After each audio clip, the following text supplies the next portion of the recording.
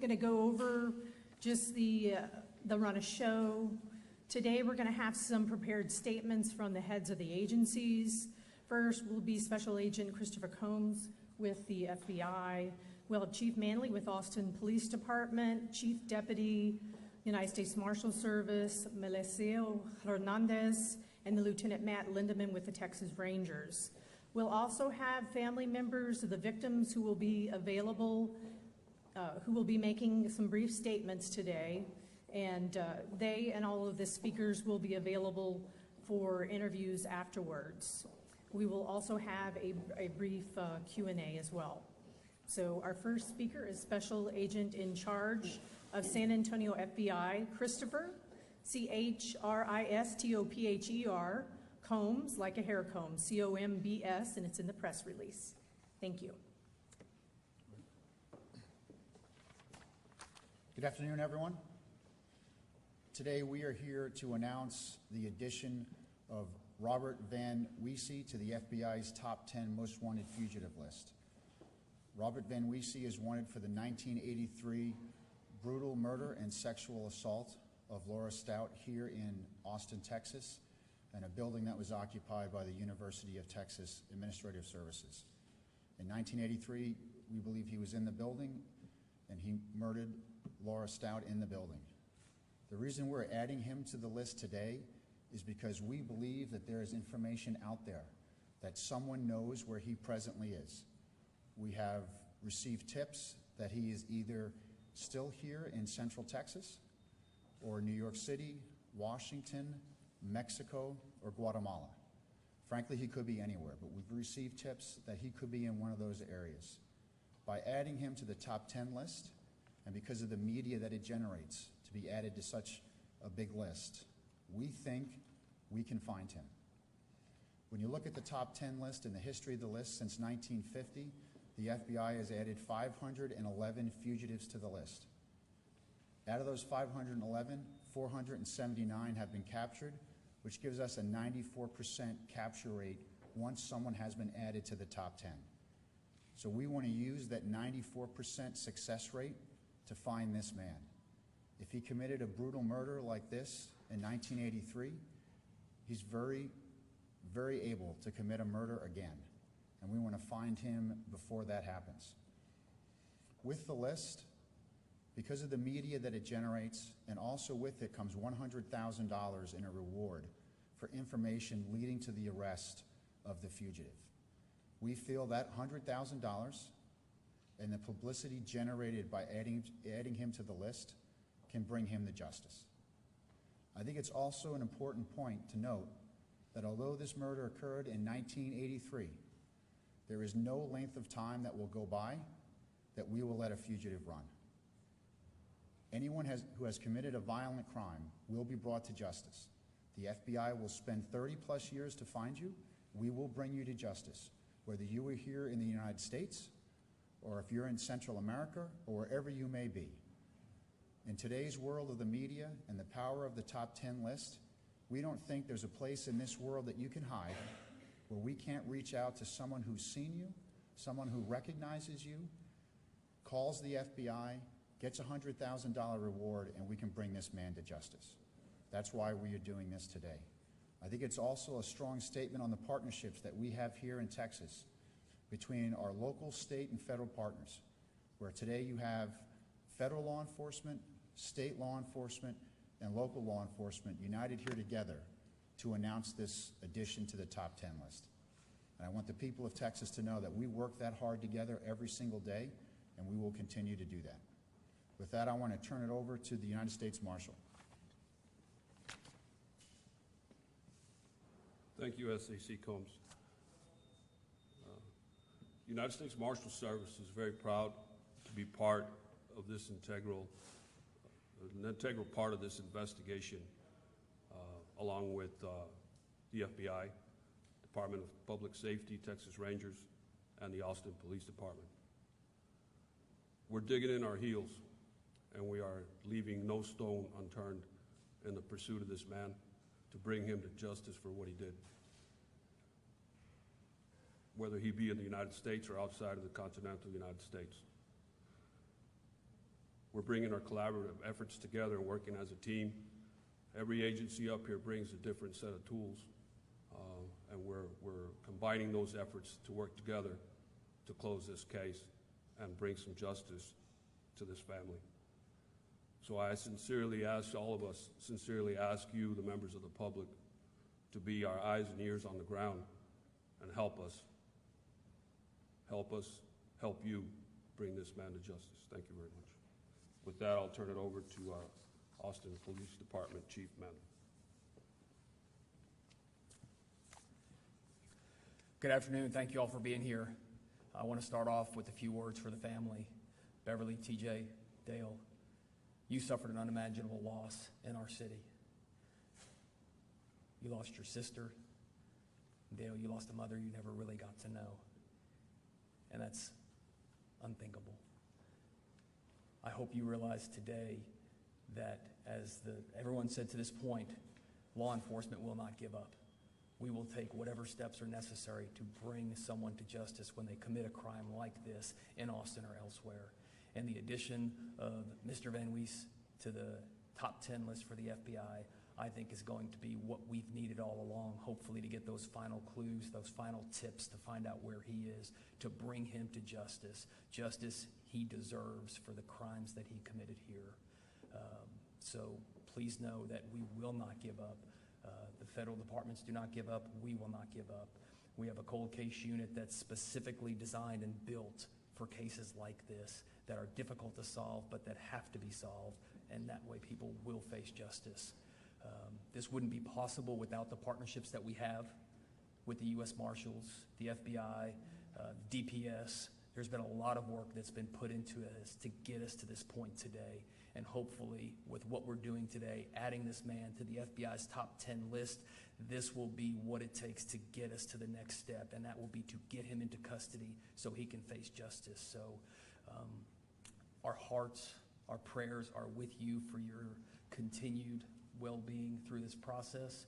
And my thanks go out to all of our partners, federal, state, that have helped us solve a heinous crime that's committed in the city of Austin, and we need to bring this person to justice. So I hope everyone that sees this news pays attention to the bolos, looks at this picture, talks to the people that you know. Somebody knows where he is, and they need to come forward and give us the information so he can face the justice that he so deserves. So again, our hearts are with you, and we stand with you through this process. Thank you. I'll now turn it over to Mr. Lindeman, Chief Deputy. Thank you. Good afternoon. The Texas Rangers, as well as the Department of Public Safety, remain committed to the search for Robert Van Weese. We'll dedicate whatever resources are necessary to help locate and apprehend him. We would encourage any member of the public that has information about this horrific crime to please come forward.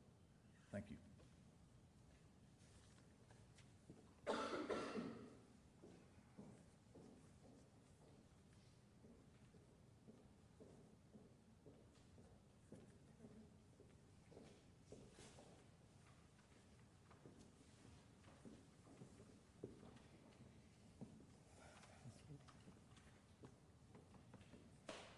First of all, we just want to thank everyone, especially all the departments, for all the hard work, some that we didn't even realize it was going on. This has been a long, sometimes horrible journey for our family, and our mother once said, you know, that he could run, but he would not be able to hide forever, and somebody out there knows where he's at. They need to do the right thing and call the right departments to get him caught and brought to justice. It's not going to bring our sister back, but it will help us hopefully get some closure in our lives. Get to the end of it all without having to rehash all over and all over and all over, with all the people behind the scenes doing what they can do, not just the folks that are here today, but just all their extra hands and people doing it is a big hope to us.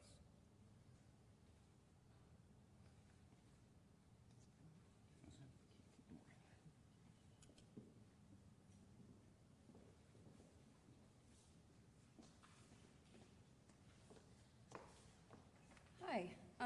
To be perfectly honest, this is the last place that I want to be today, but I'm here and this is happening. It's been happening for 33 years. What happened in 1983 irrevocably altered the course of my life. I'm asked often how this has affected me, and the truth is that no amount of words could begin to quantify what life has been like for me. I will never be able to fully express the whole of loneliness and emptiness that is left in my chest because my mother was taken away from me when I was only an infant. What I can tell you is that my mom wanted nothing more in the world to become a mother. When she was pregnant with me, she worked 2 jobs and did it alone while my dad was stationed overseas. When I was born in 1983, she still continued to do it by herself for 9 months. She had her family here local, but she did not have a spouse here to help her. In September of 1982, my dad returned home from his time in the military. She had approximately 1 year to live life as a normal family before her life was taken from her.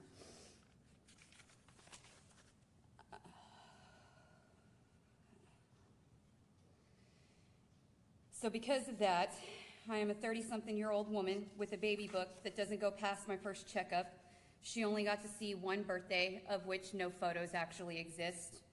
She wasn't there for any birthday after. She was not there for the first day of kindergarten. She wasn't there whenever I got up and sang solo for my high school choir concert. And she wasn't there when I walked across the stage and received my diploma. She wasn't there because somebody took us away from her. And she will not be there to help me buy a wedding dress. She will not be there whenever I have children of my own. I will likely neither do either of them because of the things that have happened in my life. But that's me. We're here today, and despite all the difficult things that this has caused for my family, we still need one thing, and that's justice for Lori. 33 years is too long to wait for it. It's time for this man to be held accountable for his actions.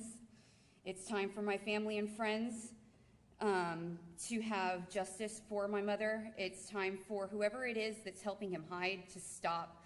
He's out there walking around, living the free life that he took away from my mother. He's out there walking around, and I'm left here living the sentence of sadness and depression for 33 years.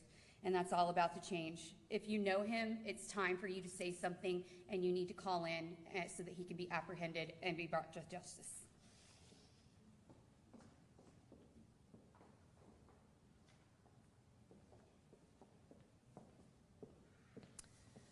Okay, that ends the remarks. I just wanted to let all the members of the media know that the family members have asked for privacy. They have their lives to live despite the cloud of sadness that continues to linger over them. They would like to try to keep their lives as normal as possible. If you're interested in reaching them after today and would like to interview them, I would ask that you please go through Austin Police Department's Public Information Office, and they will coordinate that request with the victim services. If you try to contact them directly, they're not going to give you any interviews at all, so we please ask that you respect their wishes and their privacy. So, and with that, we'll go ahead and we're going to open it up for a brief question and answer session, and then we will begin some one-on-one interviews. Thank you. Go ahead. Just wanted to know, what are the leads that you guys have recently that point you to add them to the 10 most wanted list? There was something that triggered that. I think it's a combination of leads that have come in, and again, purely the magnitude of adding someone to the top 10 list. With a 94% success rate, we feel that this media attention that you do for us, and we're very appreciative of that, can lead us to finding him.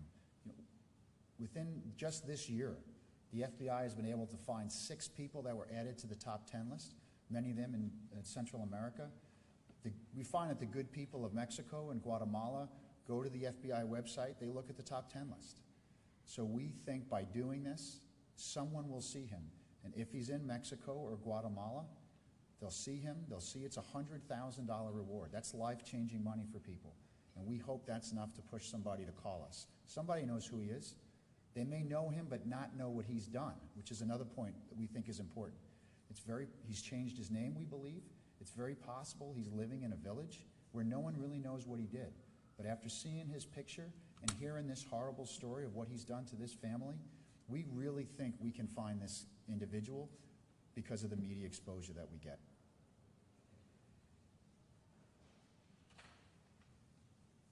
Yes, ma'am. Is there any real credibility to him being in Central Texas still? And would he be disguised as a homeless person or homeless? And you can look at them. Sure, thank you. Frankly, we're not sure where he is. He could be here, he could be in some of the other places that we've noticed. Obviously, 30 years is a long time. It's one of the reasons why on the wanted posters we've done age progression on his photograph. Because again, we think he could be hiding in plain sight. It's been a long time. People don't know what he looked like then, and they certainly don't know how to bring that picture forward to where it is. So we think it's very important to get the age progression photo out, because he could be here. And hopefully by seeing these new photos, somebody will think, hey, I think that's the guy, and call us in.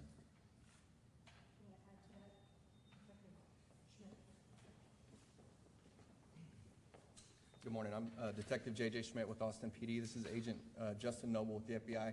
Just to add to that, we know that he has family and friends in this area that are still here. He's obviously getting support from somebody. So there's folks in the area in Central Texas, in our own backyard, that know about Robert Van Weese or know where he is, and we encourage those folks to come forward. I'll just reiterate that somebody knows where he is. Somebody in this area knows where he is. Historically, in fugitive cases, those people were the family and those closest to the fugitive. So absolutely, we think somebody's going to be watching today and listening today that knows where he is. Just also with that, I mean, we're turning the heat up. So for 30 years, he's been running around maybe looking over his shoulder. Maybe that's too long. Maybe he just wants to call it, and he just wants to come in. We encourage that. If he feels that he's innocent, that these charges are not factual, then we encourage him to come in and talk to us. And let's work through that. Let's let the charges go, and let's see where the evidence takes us. But 33 years is a long time to be looking over your back for the FBI, the Austin Police coming to get you. So if he's out there and he sees this press conference, we encourage you to come in and speak to us, and we can resolve the matter. Yes, sir. This says there have been 2 fugitives wanted from the San Antonio FBI on the list. Would he be the third? Yes, he would be the third person from San Antonio added to our list. No, second. He's the second. I'm sorry, the second. He's the second person from San Antonio FBI Division to be added to the list. And when was, do you know what happened there when the first one was, or what the status of that? It was 51 years ago, and I can give you that information. So again, this is a very big deal. For us to add him to the FBI's top 10 list, you look at some of the people that have been on there before. Osama bin Laden's been on this list. There's a long list of very violent people, and again, 94% success on finding people on the list. Yes, ma'am. What are some of the complications or hoops that you guys would have to jump through to arrest this guy if he is out of the country? If he's in Mexico or Guatemala? It depends on the country where he's located. So depending on the country that he's located, obviously there's tradition treaties with certain countries, but we would have to go through extradition and then bring him back to the United States. Yes, ma'am. Are the locations you mentioned based on places that he had previously been known to inhabit? I mean, how do you have it limited to Central Texas, New York, Guatemala, Mexico? Sure, really there's 2 factors there. One of the tips that we've received, and the other is family connections down in the Mexico, Guatemala area. As the detective mentioned, he does have family in the area. They have ties to Mexico, Guatemala border region, so we think that's a logical place where he may be. Have you had any contact or any communication with his family or people who might know him? Detective? Historically, there's been a lot of investigators that have worked on this case up until this point, and each one of those has pushed this investigation forward. I think it's safe to say that we've had contact with the family. There's been some opportunities, and we're at a different point now. We encourage them to come forward if they have information, but we're going to utilize all these resources that you see up here to bring this to justice. And we're also reaching out to our foreign partners. So the police in Mexico and Guatemala, the FBI, the marshals, we have agents that are in those countries that work with our local partners. So we're also encouraging them to help us, and they are, to go out and try to find this fugitive. Yes, ma'am. Any specific Mexican states or cities that you've had tips or leads that you might be connected to? I think at this point, it's best for us to say the southern Mexico, Guatemala region, correct? Yes, sir. Has anything about this case or what's happened recently risen it to the level of being on this 10 most wanted list? Again, I think there's a combination of factors. One, there have been tips that have come in recently. We want to take advantage of that. And two, we believe that somebody knows where he is. And we really think, because of the media and how much exposure you give to an addition to the top 10 list, this could solve the case for us. You can see, off camera, there's 30 agents, police officers, marshals that are standing here. This is the team that's been working on this. They have worked tirelessly with everything we think we can do, and frankly, now we need the public's help. It's up to the public at this point in time to help us solve this case. Justin, JJ, do you all want to add to that? I think the other thing you have to consider is, and it was touched on earlier by Chief Manley, this guy's been out for 30 years. This was a violent attack and murder. If he's capable of that, what has he been doing in the community wherever he is, in your community or whatever state it is, or in Mexico? People have probably been victimized by this guy, and it's important that we bring him to justice to keep that from going forward. I'd just like to say, today is not the end, today is the beginning. This is the starting point. We've identified 40 individuals that we believe have information about Robert Van Wiese. They're located in 6 different states, 4 different countries, and right now, today, there are agents and law enforcement going to talk to those individuals. Does being on this list change the level of resources allocated to the case? So you can see in the room the amount of resources that have been dedicated to this. It certainly brings more attention to it. I don't double down on the resources that we've been using. You see the resources that we're using on this. Adding to the top 10 list really brings the media and the public into our investigation. That's what it does for us. Yes? Is he considered to be dangerous if somebody goes, Yes. what should the public do? So Robert Van Wiese is considered armed and dangerous. So if someone knows where he is, we encourage you to call law enforcement. Call 911, call 1-800-CALL FBI, and let us handle it. Again, this was a brutal murder and assault. We don't want the public taking action. You need to call law enforcement, you need to call the FBI and let us handle that. I have one more question from the other side of the room, maybe? Anybody? Okay. Thank you for coming. Great, thank you very much.